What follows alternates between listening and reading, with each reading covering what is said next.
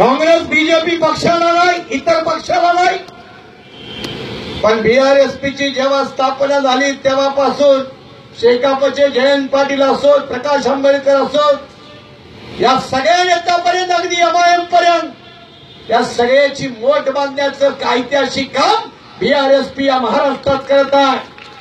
आणि हे आम्ही आमच्या वैयक्तिक स्वार्थासाठी करत नाही, महाराष्ट्राला वैकल्पिक राजकारणाची गरज आहे।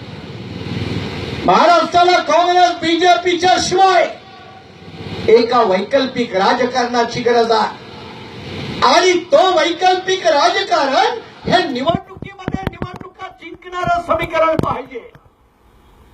आणि जर ते निवडणुका जिंकणारं समीकरण झालं तर लोक तुमच्यावर विश्वास टाकतील आणि मग तुम्हाला मतदान करतील। एमआयएम आणि बीआरएसपी आम्ही यवतमाळमध्ये नगराध्यक्षासाठी एकत्र होतो। आपल्या महिला आघाडीच्या प्राध्यापक सुनंदा वालदे 6117 मतं मिळाली त्यांना नगराध्यक्ष पदासाठी। तिथेही विचारू का आणखी हत्तीला किती पडली? बरं नाही, सारखं सारखं टोचणं बरं नाही, मारण्यात काय अर्थ नाही। स्वतः सक्षम आहेत मारायला, लखनौ पासून इथपर्यंत, आता बोलायची काय गरज नाही, त्यामुळे आम्ही मारायची गरज नाही। पण एमआयएमला सोबत घेऊन तिथं एक नवीन समीकरण केलं। अगदी चंद्रपूरला प्रकाश आंबेडकरांचे, जरी प्रकाश आंबेडकरांनी अधिकृतपणे नाही पाठिंबा दिला, भारिपच्या कार्यकर्त्यांनी दिला, त्यांचं मी अभिनंदन करतो, जाहीर धन्यवाद देतो। फुले शाहू आंबेडकरी चळवळीतल्या परिवर्तनवादी नेत्यांना आपल्या राजकीय पक्षांना निवडणुका जिंकण्याची सवय ही फक्त एका दोन जिल्ह्यापुरतं लावून चालणार नाही, महाराष्ट्रातल्या सर्व जिल्ह्यामध्ये लावली पाहिजे। बीआरएसपी अजूनही 1 वर्षाचं बाळ आहे, तसे महाराष्ट्राच्या राजकारणात बाळ भरपूर आहे। आम्ही 1च वर्षाचे आहोत। आता दुसऱ्या तिसऱ्या फेजला काटोल असेल, वडसा देसाईगंज नगरपालिका, गडचिरोली नगर परिषद आणि भंडारामध्ये साकोली, तुमसर, पवनीचा भंडारा 4 ठिकाणी आहे।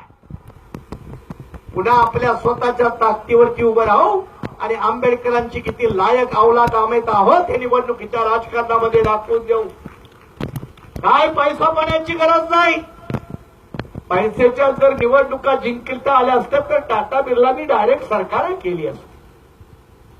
गौतम अदानीला अंबानीची गरज, गौतम अदानीला मोदीची गरज कशाला पडली असती? मिडलमॅन तो म्हणाला असता डायरेक्ट मीच येतो, पण लोकशाहीत अजून तेवढं जमत नाही, भारतीय राज्यघटना एवढं सहजासहजी वाकत नाही। 26 जानेवारीला आता झालं, 26 नोव्हेंबरला सरकारनं सांगितलं करा संविधान दिन करा, संविधान दिन करा, आणि त्या दिवशी पेपरामध्ये जाहिरात दिला, त्या सगळ्या पेपरातल्या जाहिरातीमध्ये संविधानातल्या प्रिअम्बलची मोडतोड केली, ट्रान्सलेशन मोडतोड केली, धर्मनिरपेक्षऐवजी पंथनिरपेक्ष केलं, अत्यंत वाईट प्रकारची मोडतोड केली। काही फरक पडला नाही, अनेकांच्या लक्षात आलं नाही, आणि आपली भोळी बाबडी आंबेडकरी माणसं संविधान सन्मान दिन साजरा करा, नागपुरात तर भलती घ्या काय अरे मोडतोड करतायत, त्याचा बंदोबस्त काय करायची गरज नाही, आपण सन्मान दिन साजरा करूया। आणि ज्याने मोडतोड केली त्याची हातपाय मोडायची सुद्धा तयारी करा, तेव्हा संविधानाचा खऱ्या अर्थानं सन्मान होईल। हे साधं समीकरण आम्हाला समजायला पाहिजे, ही साधी गोष्ट आम्हाला समजायला पाहिजे। आणि हीच भूमिका व्यापकरित्या महाराष्ट्रात घेऊन आगामी दिवसामध्ये बीआरएसपी नव्या पद्धतीचं एक वैकल्पिक सक्षम पद्धतीचं राजकारण महाराष्ट्रामध्ये मांडणार आहे। नागपूर महानगरपालिकेसाठी बैठका झाल्या, 7-8 पक्षाचं बनलंय, आता जाहीर होऊन येऊ लोकांच्या समोर आम्ही। या बाकीच्या निवडणुकांमुळे फुरसत नाही मिळाली, आताही दुसऱ्या निवडणुका, तिसऱ्या निवडणुका आहे, पण नागपूर महानगरपालिकेच्या निवडणुका बीआरएसपी आपल्या मित्र पक्षासह, पुरोगामी लोकशाही मोर्चासह तेवढ्याच ताकदीनं लढणार आहे। आणि नुसतं लढणार आहे असं नाही, कारण आम्हाला काही कुठं दाखवायचं नाही आमचं मताची टक्केवारी किती वाढली, आम्हाला काही दाखवायचं नाही। गेल्या वेळेला 500 पडले होते, आता 700 पडले. फार प्रवास झाला. असलं काय आम्हाला दाखवायचं नाही. आम्हाला कुणाला दाखवायची गरज नाही, सांगायची गरज नाही. आम्हाला आमच्या 10 वर्षाच्या राजकीय अजेंड्यामध्ये महाराष्ट्रातल्या 10 महानगरपालिकेमध्ये स्वतःची ताकद पैदा करून स्वतःचे नगरसेवक कोणत्याही परिस्थितीत निवडून आणले पाहिजे, हा आमचा अजेंडा. तसं बीएसपी मध्ये काही सगळेच आपले वाईट लोक असं नाही. आतमध्ये असले तरी आपले मित्र आहेत. बिचाऱ्यांच्या अडीअडचणी आहेत, पोटापाण्याचा प्रश्न आहे. दिल्या घरी सुखीने राहावं, चांगली गोष्ट आहे.